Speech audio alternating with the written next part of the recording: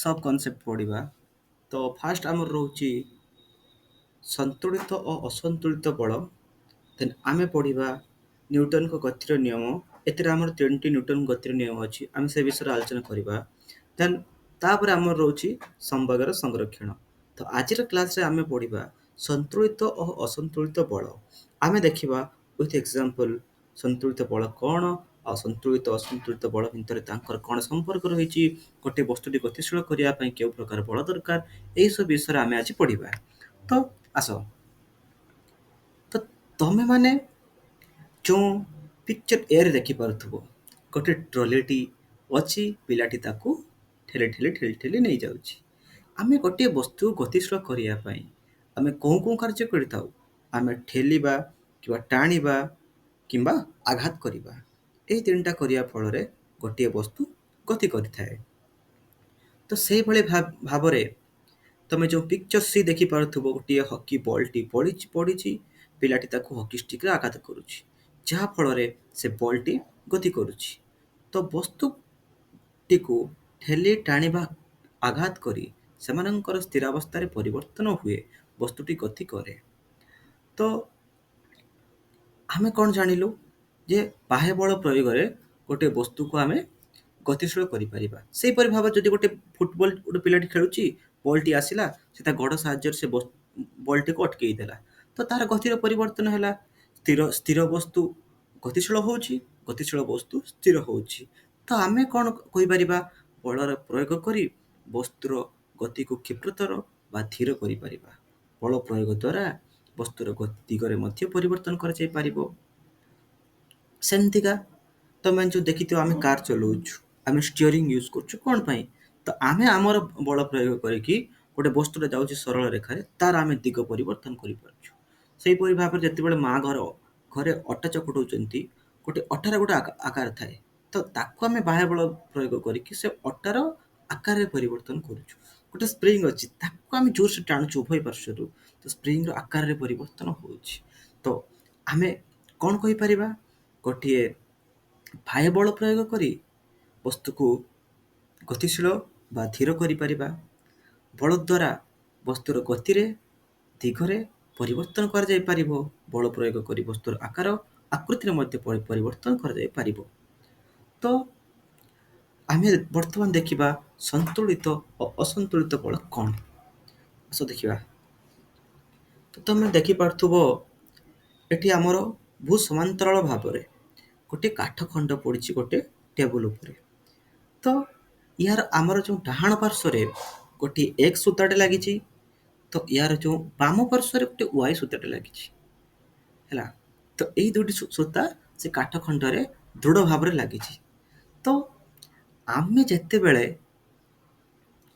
X दिगरु सूताटा टाणिबा Y दिगरे किछि आमे सूता टाणिनु तो एक्स दिगरे आमे सूताटा टाणिछु तो से वस्तुटी कोन आड़ गति करिवो एई एक्स दिगरे जो डाहाण साइड को गति करिवो।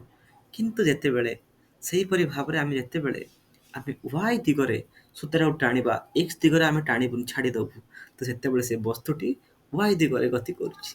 किंतु जेते बेले आमे उभय दिगरु माने एक्स आ वाई उभय दिगरु आमे सूताटा को टाणिबा समान समान बल प्रयोग करिकी से वस्तुटा से जगह रे स्थिर भाव रहइबो से कोनोसी बाड़ को से गति करिवो नाही। तो एही प्रकार बल को आमे कोन कहउछु संतुलित बल।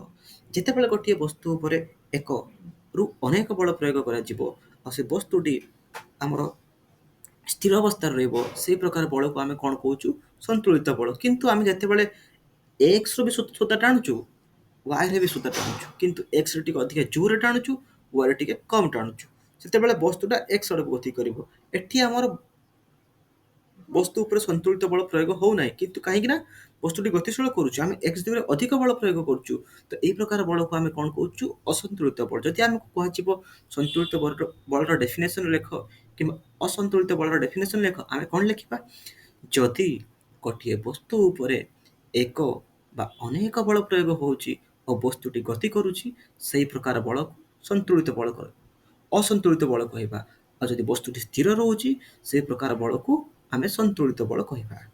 तो तमे देखि पारथुबो जदि सूता दुईटी को धरी आमे ଅସମ ବଳ ପ୍ରୟୋଗ କରି ବିପରୀତ ଦିଗକୁ ଟାଣିବା, ତେବେ କାଠଖଣ୍ଡଟି ବୃହତ୍ତର ବଳ ଦିଗରେ ଗତି କରିବାକୁ ଆରମ୍ଭ କରିବ। ଏହି ପରିସ୍ଥିତିରେ ବିପରୀତମୁଖୀ ବଳ ଦ୍ୱୟର ପରିମାଣ ଅସମାନ ହୋଇଥିବାରୁ ସନ୍ତୁଳିତ ହୋଇପାରନ୍ତି ନାହିଁ ଏବଂ ଏକ ଅସନ୍ତୁଳିତ ବଳ ସୃଷ୍ଟି କରନ୍ତି। ତେଣୁ କାଠଖଣ୍ଡଟି ଅସନ୍ତୁଳିତ ବଳ ଦିଗରେ ଆଗକୁ ଗତି କରେ। ତେଣୁ ଆମେ ଜାଣିଲେ ଯେ ଏକ ଅସନ୍ତୁଳିତ ବଳ ପ୍ରୟୋଗ କରି ଗୋଟିଏ ବସ୍ତୁକୁ ଗତିଶୀଳ କରିହୁଏ, କିନ୍ତୁ ଯେତେବେଳେ ଗୋଟିଏ ବସ୍ତୁ ଉପରେ ସନ୍ତୁଳିତ ବଳ ପଡ଼େ ତ ସେ ବସ୍ତୁଟି ସ୍ଥିର ଅବସ୍ଥାରେ ଥାଏ। ଦେଖ, ଆସ ଦେଖିବା ଆମେ ନେକ୍ସଟ ସ୍ଲାଇଡ୍ ଦେଖିବା ହେଲା। ତମେ ଏଠି ଦେଖିପାରୁଥିବ ଏଇଟା ଗୋଟେ ରଫ୍ ଚଟାଣ ଅଛି, ଗୋଟେ ବନ୍ଧୁର ଚଟାଣ ଅଛି, ତ ପ୍ଲେନ୍ ନାହିଁ। ତ ଏଠି ଯେଉଁ ପିକ୍ଚର ଏରେ ପିଲାମାନେ କ'ଣ କରୁଛନ୍ତି ନା, କିଛି ଗୋଟେ ବାକ୍ସ ବି ପଡ଼ିଛି, ଗୋଟେ ବନ୍ଧୁର ଚଟାଣ। ତ ପିଲାମାନେ କ'ଣ କରୁଛନ୍ତି ନା, ପିକ୍ଚର ଏ ତମେ ଦେଖିପାରୁଥିବ ପିଲାମାନେ ଠେଲୁଛନ୍ତି ବାକ୍ସଟାକୁ, କିନ୍ତୁ ସେ ବାକ୍ସଟି ଏଠି କ'ଣ ହେଉଛି, ବାକ୍ସଟି ସ୍ଥିର ଅଛି। କାହିଁକି? ଏଠି ପିଲାମାନଙ୍କର ବଳ ଯେତିକି, ସେ ଯେଉଁ ବାକ୍ସର ଯେଉଁ ପୃଷ୍ଠତଳ ଆଉ ଯେଉଁ ଚଟାଣ ମଧ୍ୟରେ ଯେଉଁ ଘର୍ଷଣ ବଳ ହେଉଛି, ତ ସେ ଦୁଇଟା ପରସ୍ପରକୁ କ୍ୟାନସେଲ କରୁଛି। ତ ଗୋଟେ ସନ୍ତୁଳିତ ବଳ ପ୍ରୟୋଗ ହେଉଛି ସେ ବାକ୍ସ ଉପରେ, ସେଥିପାଇଁ ସେ ବାକ୍ସଟି ଗତି କରୁନାହିଁ।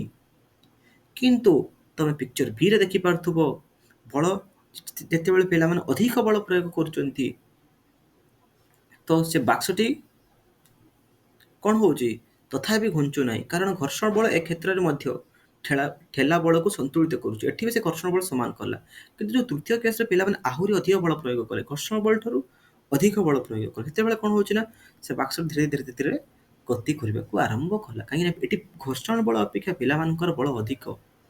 ତ ଏଠି ଯେଉଁ ନେଟ୍ ଫୋର୍ସ, ମୋଟ ବଳ ସେ ବାକ୍ସ ଉପରେ ଅଧିକ ହେଇଗଲା। ତ ଏଠି କ'ଣ ହେଲା, ଏ କ୍ଷେତ୍ରରେ ଠେଲା ବଳ ବିପରୀତମୁଖୀ ଘର୍ଷଣ ବଳ ଠାରୁ ଅଧିକ ହେଲା।